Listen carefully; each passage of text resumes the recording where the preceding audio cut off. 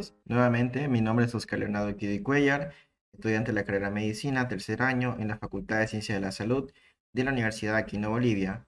Soy actualmente parte del staff de docentes de la materia de Fisiología y Anatomía, contribuidor en Judox y creador de contenido médico en Instagram. Puedes ubicarme como @cirujano en progreso.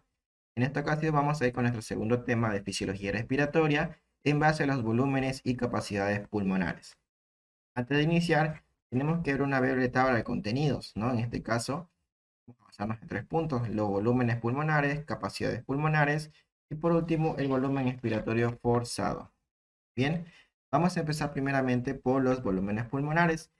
En el anterior tema que estábamos hablando, mencionábamos que la capacidad de extensibilidad pulmonar dependía mucho de estos volúmenes y capacidades pulmonares, ¿no? En estos casos se evalúan 4 parámetros a nivel de lo que son los volúmenes pulmonares.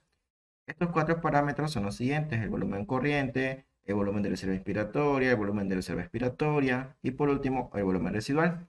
No sin antes también hablar de 2 puntos muy importantes, que es el tema del espacio muerto, tanto el anatómico como el fisiológico, y de igual forma también la frecuencia ventilatoria, ¿no? Bien, cada uno de estos volúmenes, que todo va a tener algunos valores constantes, los cuales van a tener mucha significancia al momento de realizar una evaluación, ¿no?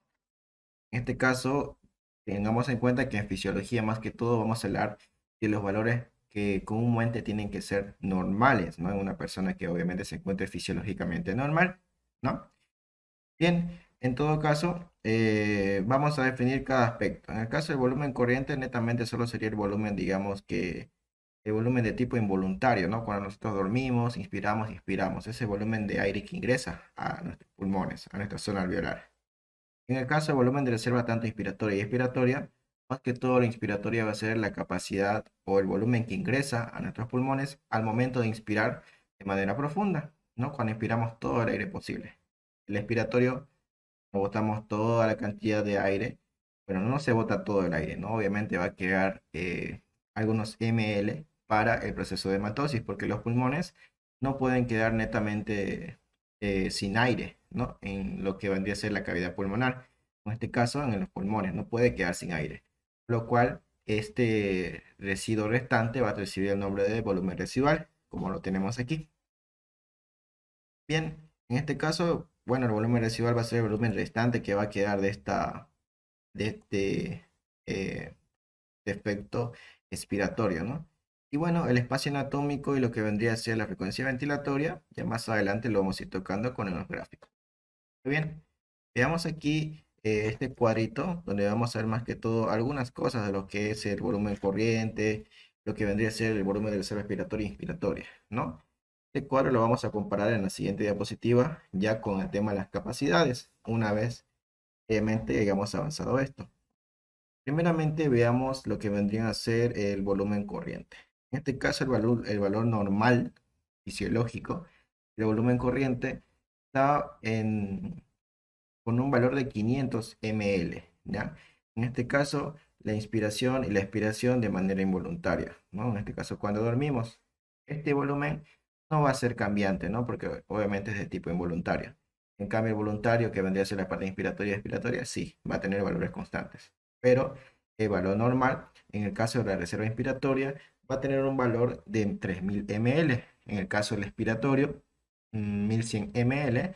Y por último, la parte del volumen residual mayormente va a abarcar unos 1200 ml, o sea, es decir que 1200 ml van a quedar en el pulmón y estos 1200 ml obviamente van a mantener el pulmón en todo caso equilibrado, van a evitar el colapso, ¿no? Porque si obviamente todo el aire se saliera, ya habría un colapso pulmonar, un colapso alveolar, ¿ya?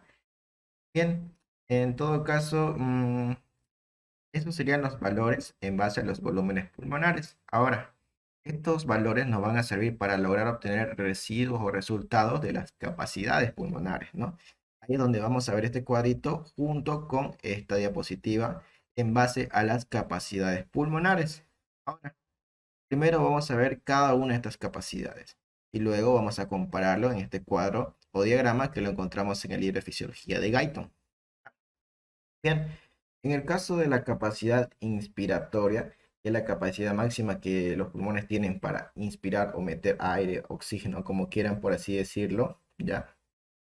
Esta capacidad inspiratoria se va a obtener mediante la suma de dos valores, que serían el volumen corriente, que recordemos que era 500 ml, y lo que vendría a ser el volumen de reserva inspiratorio, que en este caso era de 3000 ml.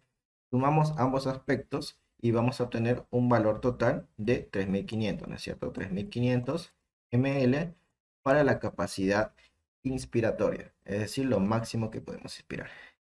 En el caso de lo que vendría a ser la capacidad funcional residual, esta se va a obtener a partir del volumen de reserva inspiratorio, ya, la suma de este volumen, más lo que vendría a ser la suma del volumen residual.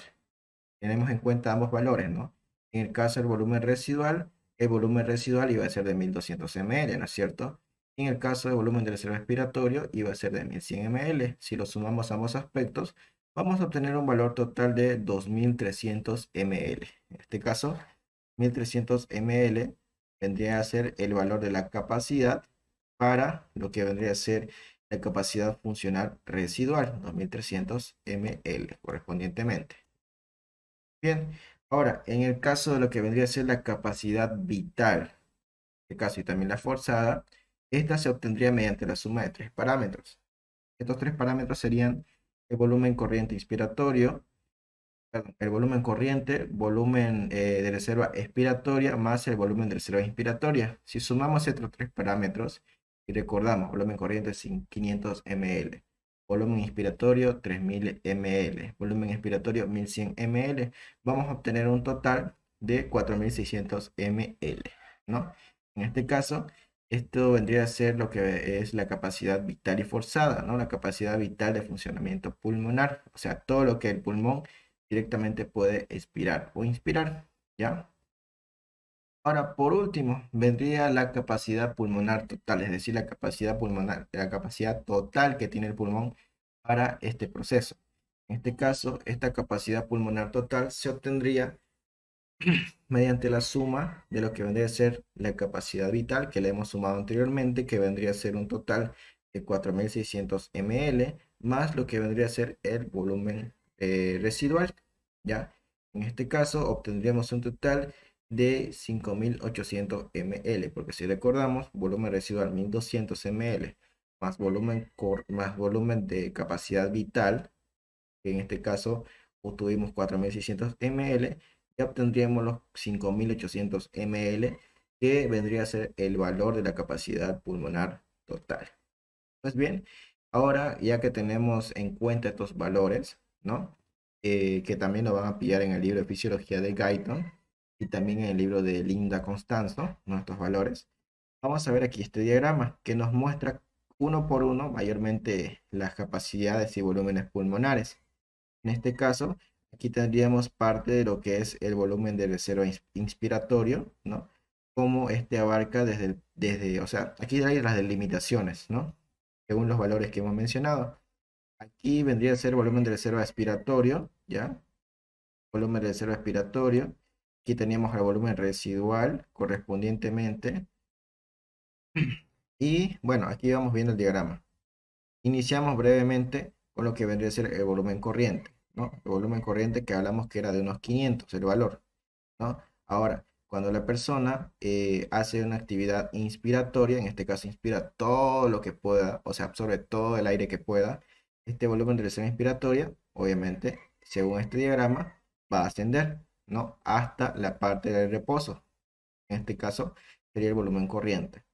Ahora, en la parte expiratoria, que sería esta, ya sería cuando la persona agarra y bota todo el aire que ingresó. Y en este caso tenemos en cuenta que no todo el aire que ingresó va a salir, ¿no? Que va a haber un volumen residual que va a quedarse ahí para evitar el colapso pulmonar. Estas limitaciones que vemos aquí arriba y aquí abajo ya están en relación a las capacidades, ¿no? En este caso, la capacidad vital hemos visto que tenía un valor correspondiente, ¿no? En este caso de lo que era 4600 ml, ¿no? O sea, ese es el valor que lo delimita en la parte superior e inferior. Lo mismo con este valor de la capacidad pulmonar total, que como vimos al final era de 5800, ¿no? Si aquí le hacemos un Si aquí le colocamos una regla, un parámetro y demás, aquí llegaríamos a 5.800, ¿no? Esta tabla más que todo está en base a los resultados que hemos obtenido. Esta sería la capacidad pulmonar total, la capacidad vital desde el punto de inicio hasta su punto hasta su punto de finalización de una barca. Y eso mayormente explica lo que es esta tabla, ¿no? Más que todo nos da un diagrama de cómo tendría que ser, digamos, un valor normal según el estado fisiológico del paciente en caso de la ventilación pulmonar, ¿no? En este caso. Es lo mismo que el electro, por así decirlo, ¿no? Obviamente cuando hay ondas T, ondas QRS, todo eso casi. Pero que aquí nos habla, obviamente, de lo que vendría a ser la capacidad y volumen pulmonar, ¿ya? Esto más que todo con este diagrama, que nos trata de explicar eso, de darnos un breve detalle de cómo mayormente fisiológicamente se van a comportar los pulmones con las capacidades y volúmenes normales, ¿ya? Cuando hay alteraciones patológicas, obviamente estos volúmenes y capacidades van a aumentar, van a disminuir, ¿no es cierto? Por eso es que manejamos estos rangos, como un rango máximo, por así decirlo. Bien, aquí también ya hemos visto esto de acá también de igual forma, que vendría a ser las capacidades, la sumatoria, los signos que acabo de mencionar hace rato. Por último, quedaría el volumen expiratorio forzado, que no es más que todo la capacidad de volumen que ingresa en un segundo al iniciar el proceso de, ¿cómo se podría decir? Es el volumen expiratorio que ingresa en un segundo al momento de la expiración, cuando se realiza una aspiración de tipo forzada, el volumen expiratorio forzado. Y tenemos un cuadro más que todo un cuadro de resumen o síntesis que nos habla un poco lo que vendría a ser este parámetro, ¿no? Que nos dice más que todo que este volumen expiratorio forzado está más presente en sujetos sanos, ¿no? En un 85%, también está presente en el 40% en el caso de las enfermedades pulmonares, y también presenta un tipo de patrón obstructivo de un 70%. Tenemos ahí una gráfica casi similar a la que hemos visto, solo que aquí tenemos más que todo el volumen corriente, el volumen total y mm, parte de lo que vendría a ser el volumen del reserva respiratorio de igual forma. No hay mucho que decir de este cuadro, más que todo que es una síntesis o un diagrama de lo que vendría a ser parte de esta reserva respiratoria forzada. Por último, en el caso de de las sumas que hemos utilizado anteriormente, ¿ya? Hay dos cosas o dos puntos importantes que hay que tener en cuenta. Todo el aire que ingresa no va a sufrir este proceso de hematosis. ¿Por qué?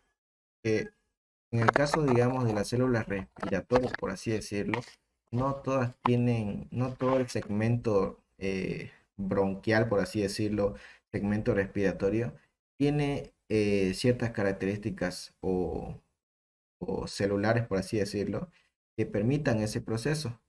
Que todo este proceso de hematosis se va a dar a nivel alveolar, ¿ya? En este caso a nivel de los sacos alveolares, alveolos, membrana alveolar, ¿ya? En estas tres estructuras se va a producir el tema de la hematosis.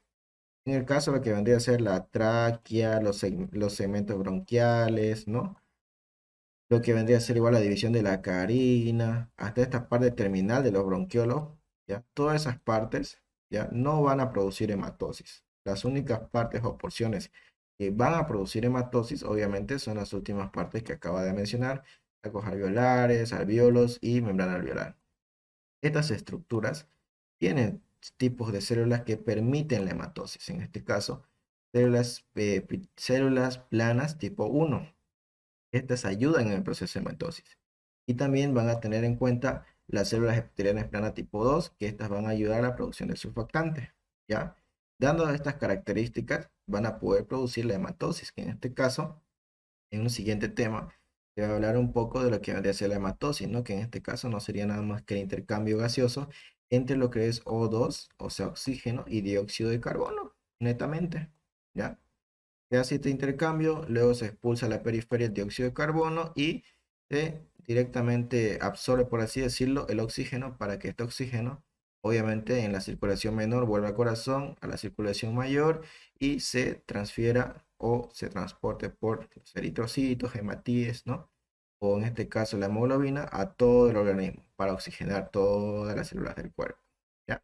Ahora, el valor del espacio muerto y fisiológico también es muy variante, ¿ya? En el caso del muerto, su valor es de 150 ml, ¿ya? En el caso del fisiológico, el fisiológico se obtendría mediante la suma de lo que vendría a ser el espacio muerto más el espacio alveolar, ¿no?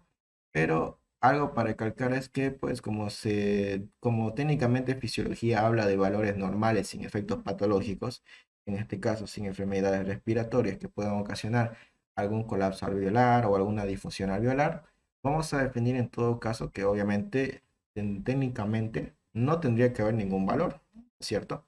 En este caso, espacio anatómico 150 ml, ¿no es cierto? Y si tenemos en cuenta lo que acabo de mencionar, el espacio alveolar técnicamente sería de cero, ¿no es cierto? Porque como no hay ninguna patología ni nada por el estilo, obviamente el valor tiene que ser nulo, ¿no? Obviamente hablando de la parte fisiológica, ¿no? En el caso del espacio muerto fisiológico, ¿no? Como se obtiene de la suma de estos dos valores, y obviamente el cero es un valor técnicamente cero, digamos, es nulo, no tiene valor, obviamente la respuesta, o en este caso el valor fisiológico, sería de 150 ml, dándonos así esos tres valores para estos espacios: espacio muerto fisiológico, anatómico y alveolar.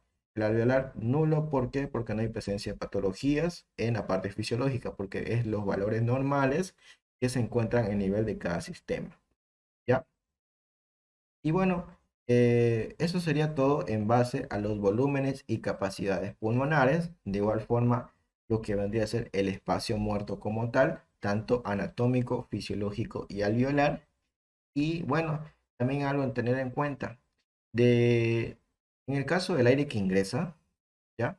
Si tenemos en cuenta este parámetro de los 150 ml, la parte fisiológica, tenemos en cuenta, si nuestro volumen corriente cuando nosotros dormimos, inspiramos, expiramos al dormir o técnicamente al estar en reposo, ingresa técnicamente un volumen corriente de 500 cc.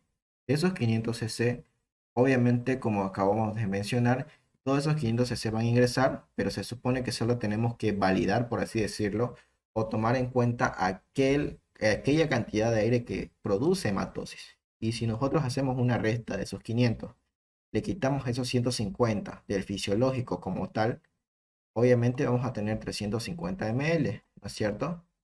Bien, ahora, si tenemos en cuenta la cantidad mínima de frecuencia respiratoria, que vendría a ser entre 12 a 20 por minuto y la más mínima es de 12 por minuto, la multiplicamos por 350 ml, vamos a tener un valor proximal de 4200 ml por minuto, que vendría a ser, en este caso, la cantidad de aire que se produce, que produce hematosis, ¿no? Y eso sería todo ahora sí.